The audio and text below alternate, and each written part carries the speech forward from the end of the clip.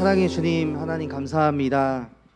오늘도 하나님 예배 자리로 주님 인도하여 주시고 또 이렇게 하나님 앞에 우리의 마음을 드릴 수 있도록 인도하여 주신 은혜를 감사드립니다.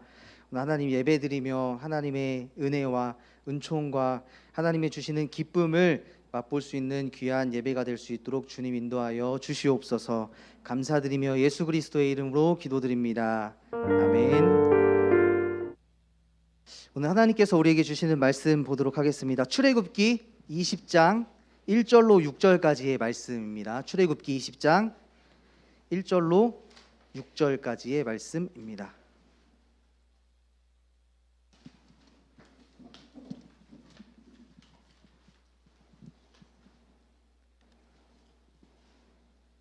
네, 앞에도 나오니까 성경도 찾으시고 앞에 화면 보시면서 우리 한 절씩 하나님 말씀 한 절씩 교독하도록 하겠습니다. 제가 먼저 읽겠습니다. 하나님이 이 모든 말씀으로 말씀하여 이르시되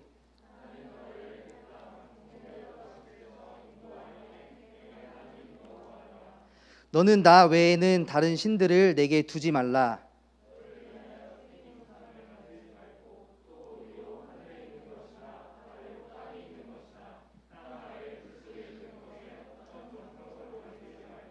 그것들에게 절하지 말며 그것들을 섬기지 말라.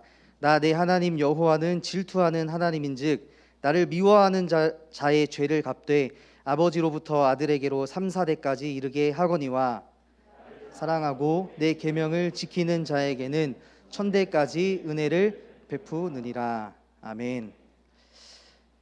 여러분 혹시 십계명에 대해서 들어본 적이 있으신가요? 십계명 들어본 적이 있으시다. 십계명 다 알죠? 십계명.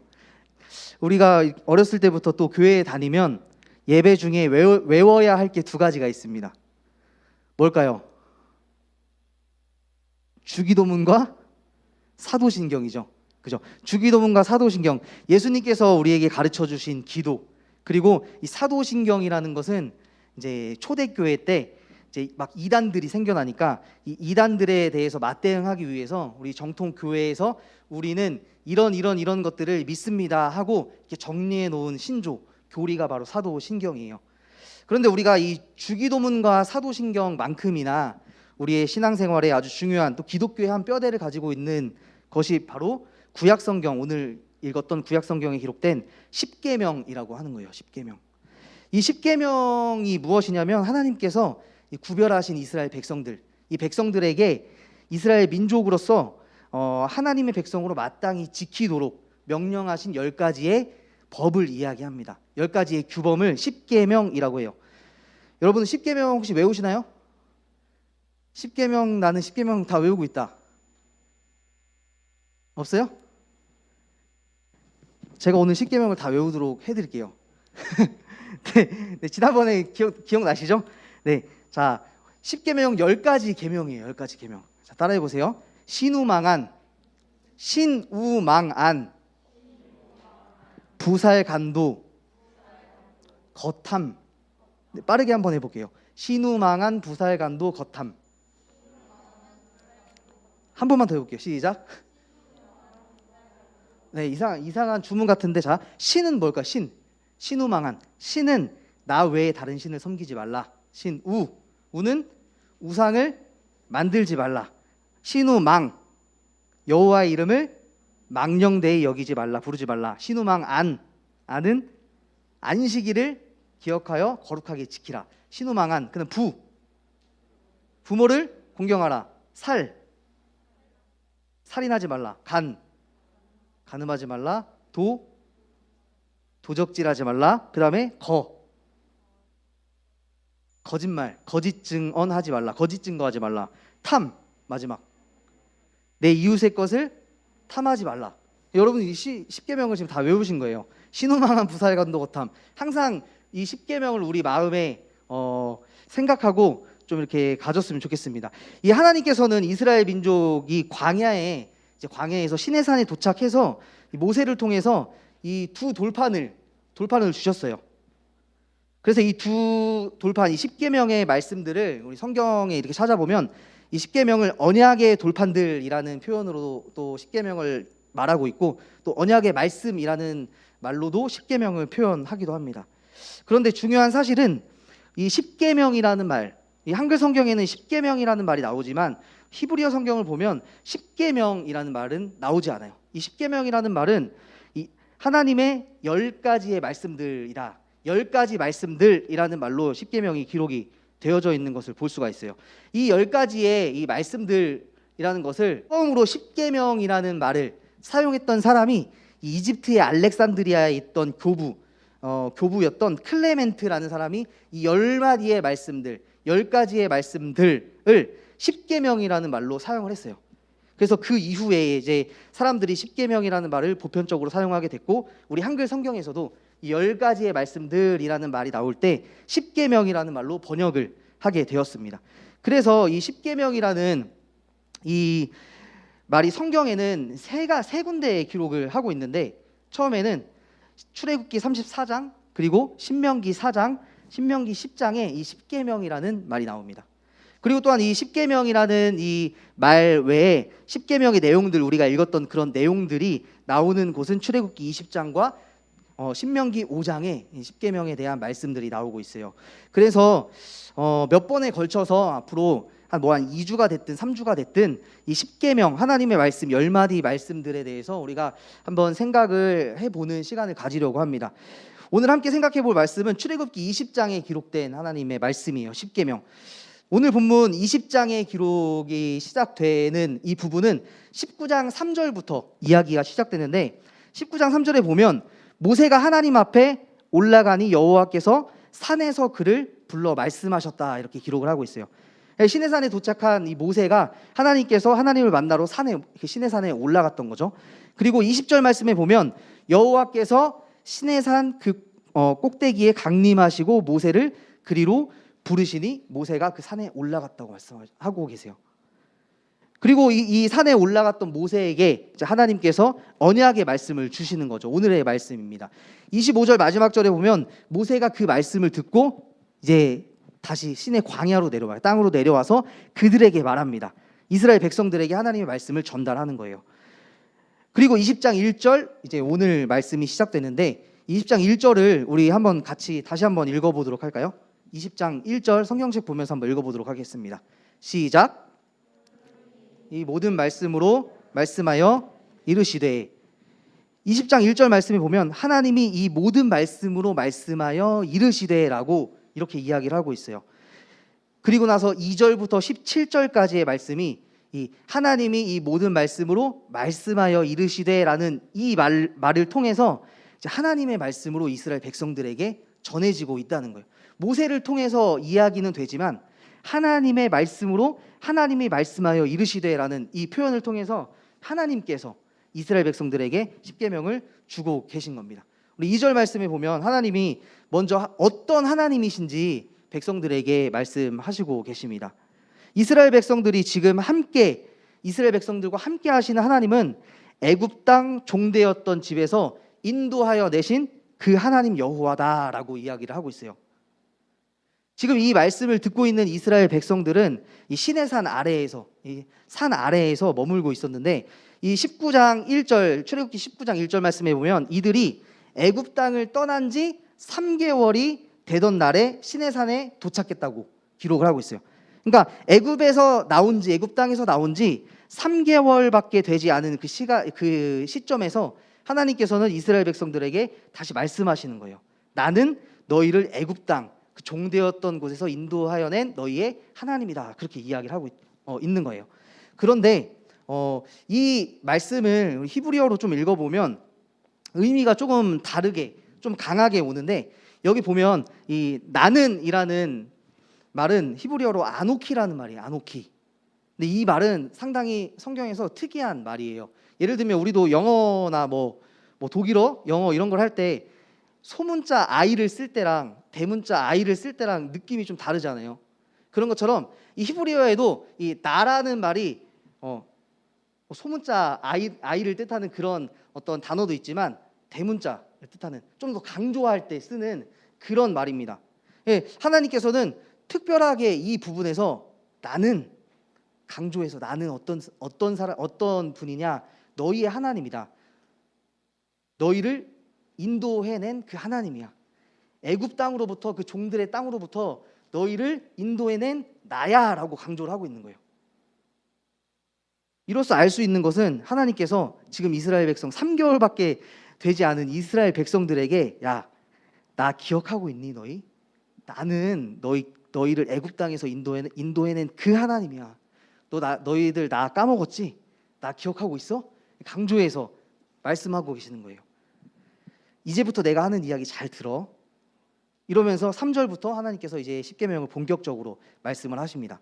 이 3절부터 12절 말씀을 우리가 잘 읽어보면 이런 말씀이 있어요. 계속 반복되는 말이 있는데 무엇 하지 말라, 이런 말씀으로 십계명이 이루어져 있어요. 너희는 살인하지 말라, 간음하지 말라, 도적질하지 말라, 뭐 하지 말라, 이렇게 말씀하시는 것을 볼 수가 있습니다.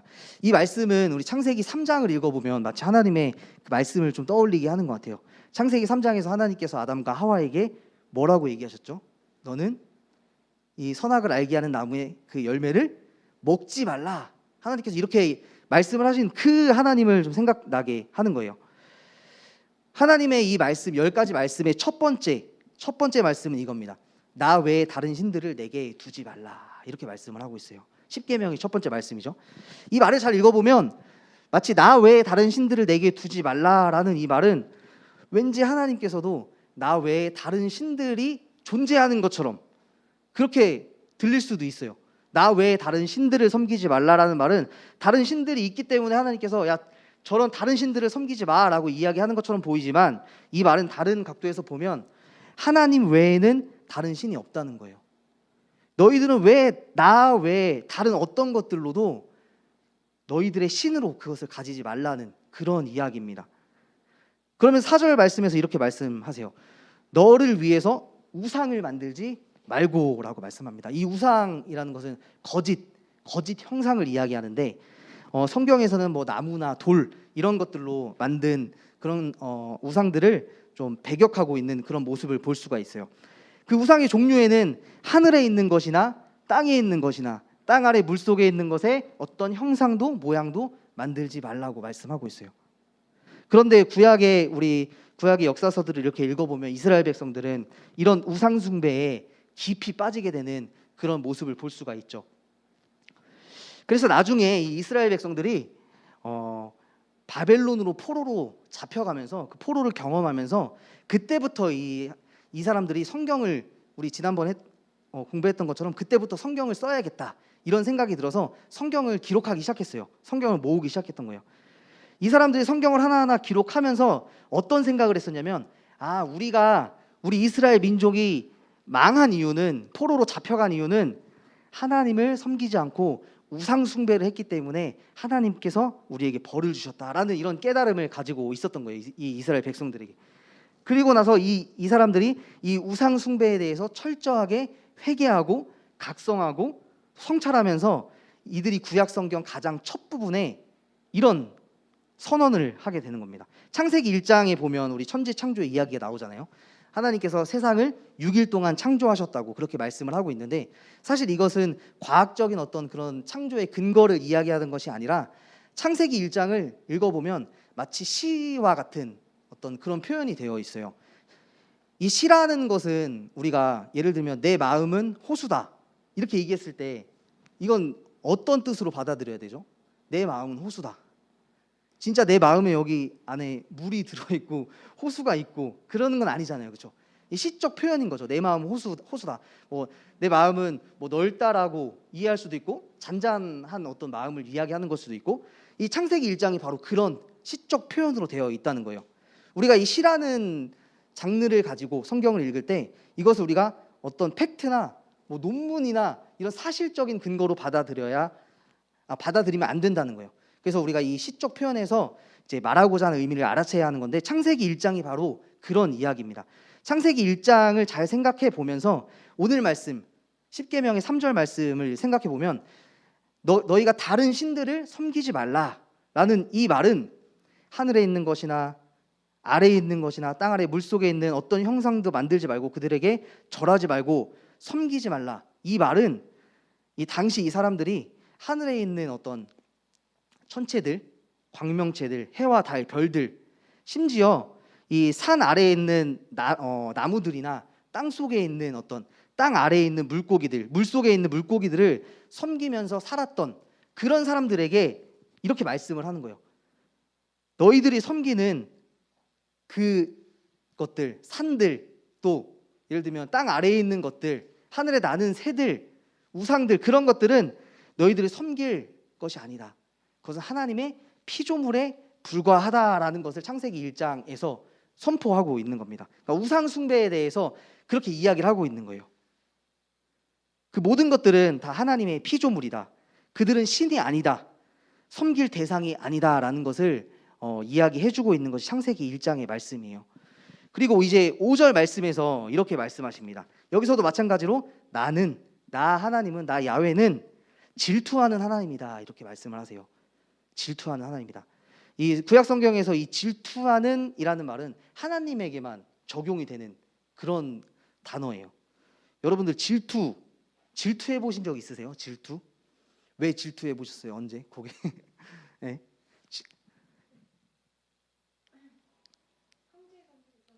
네. 네. 그럴 때 다들 뭐 비슷하게 질투를 해보셨죠?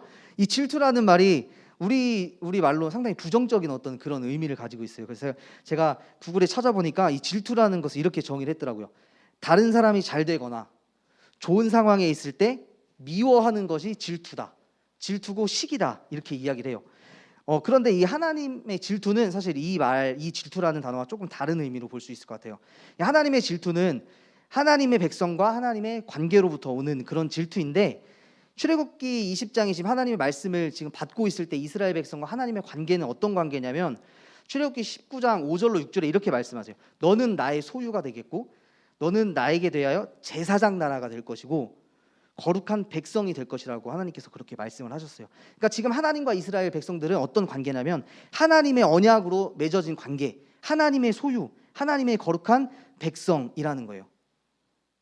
그런데 만약 이들이 하나님 외에 다른 신들을 섬기고 절하고 하면 하나님께서는 어떻게 하신대요? 하나님은 질투하신다는 거예요. 질투. 쉽게 말하면 방금 이야기하셨던 것처럼 좀 어긋난 사랑으로부터 오는 그런 질투라고 이야기할 수 있을 것 같아요. 만약에 여러분 여자친구나 남자친구가 나를 사랑한다고 하면서 여사친의 깻잎을 떼어준다거나 하면 어떻게 생각하시나요? 만약에 여사친의 머리에 낙엽이 묻었어. 그거를 막 떼어줘. 그러면 그걸 보고 있는 사람 어때요? 그 마음이 질투나죠. 근데 만약에 생각해보면 내 남자친구가, 내 여자친구가 나를 안 사랑해서, 나를 안 사랑하고 그 여사친, 남사친을 사랑해서 그런 행동을 하는 건 아닐 거 아니에요. 사실 나를 사랑하지만 깻잎 떼어줄 수 있잖아요. 떼어주면 안 돼요? 네? 어때요? 머리에 낙엽 해주면 안 돼요? 네, 안 되죠. 왜? 사랑하니까. 그러니까 이 질투라는 것은 사랑이 존재해야지만 나타나는 거죠. 남의 머리에 뭐가 묻던, 옷에 뭐가 묻던, 깻잎이 2장이 떨어지던 3장이 떨어지면 신경 쓰면 안 된다는 거예요. 나한테만 신경을 써야 된다는 거죠. 그 관계 안에서, 그 남자친구와 여자친구 관계 안에서. 이것이 사랑하는 사람으로부터 받고 싶은 관심과 사랑이라는 거예요. 하나님의 이런 질투는 이스라엘 백성을 이렇게 진정으로 사랑하셔서 그 사랑으로부터 나오는 질투입니다. 다음 6절 말씀을 읽어보면 하나님이 이렇게 질투하시는 이유를 이야기를 하고 있어요. 나를 사랑하고 내 계명을 지키는 자에게는 내가 1000대까지 은혜를 베풀 것이다. 그러니까 나를 사랑하는 자를 이야기하죠.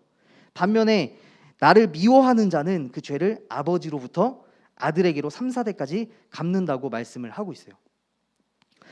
그러니까 이게 하나님의 이런 저주와 같은 말씀, 결국 오늘 3절에서 말하는 다른 신들을 두는 것, 이것은 곧 우상 숭배이고, 그 우상 숭배는 나보다, 하나님보다 다른 신들을, 다른 것들을 사랑하는 것이고, 그것은 하나님을 질투하게 하는 거예요. 하나님을 질투하게 하는 것이고, 하나님을 미워하는 자의 죄를 하나님께서는 갚으신다고 말씀을 하십니다.